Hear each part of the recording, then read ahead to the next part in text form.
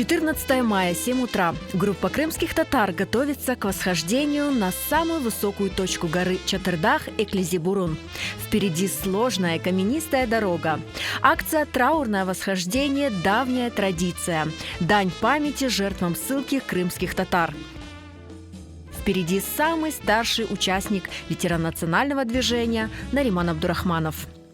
Шақа сырасында сіздер мен яшыма келсеңіз, сіздер де өле жүріп башларсыздар. Шақа сырасында. Ама біле, мен өзім физкультурный институт бітірдім.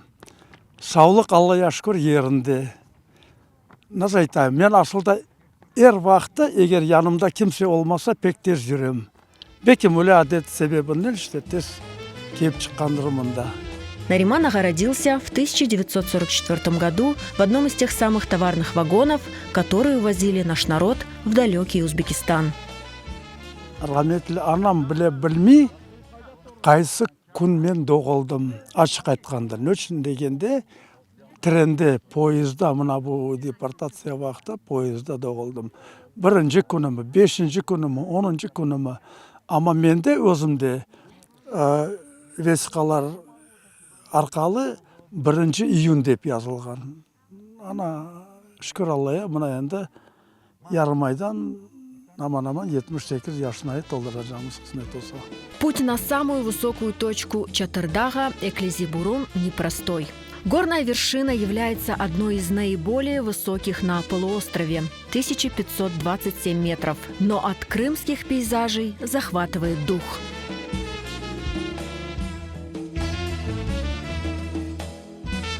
Бекер аға, енді біз баяғы yolunu кештік. Nasıl hissetesiniz özünüzü? Nasıl duygular bakınız Kırım'ın güzelliğini? Bugün özünüzü nasıl hissetesiniz? Çok güzel hissettim ve herkesin davet etmeyi istedim. Bu güzelliklerin siz aytқан gibi gerçekten de görmek gerek. Bugün biz bu yürüyüşümüzü ve Эклизи-Бурунға көтерілмемізді 18 Mayıs kurbanların hatırasına bağışlayımız.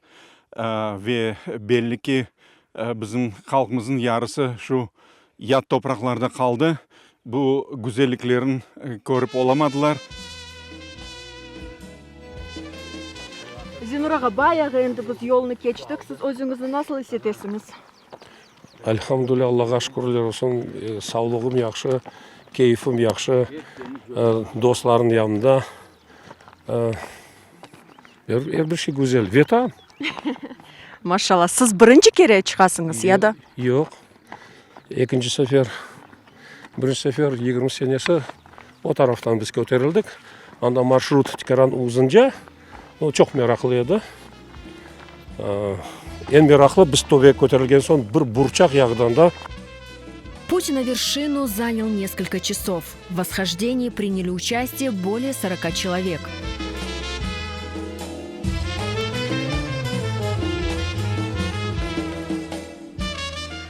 Время 13:07, и мы на самой вершине горы Чатырдах Эклизи-Бурун.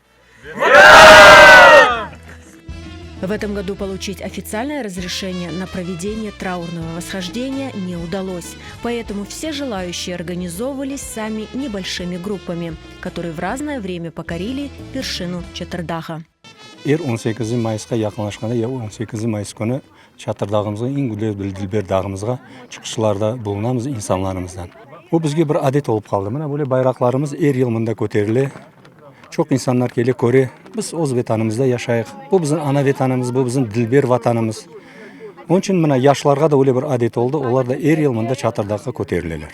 Традиционно уже начиная с 2003 года делаем такое массовое восхождение памяти жертв депортации. И сегодняшнее наше восхождение тоже посвящено вот именно этой дате.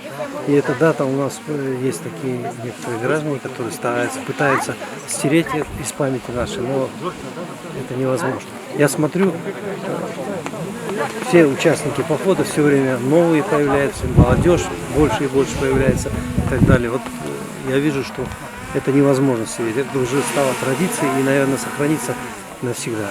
Бүгінгі сеферіміздің масқады халқымызға, яшыларға көрсетмек біздің бұл Чатырдақ Қырым халқын темсілі olarak sayıla көрсетмек яшыларға.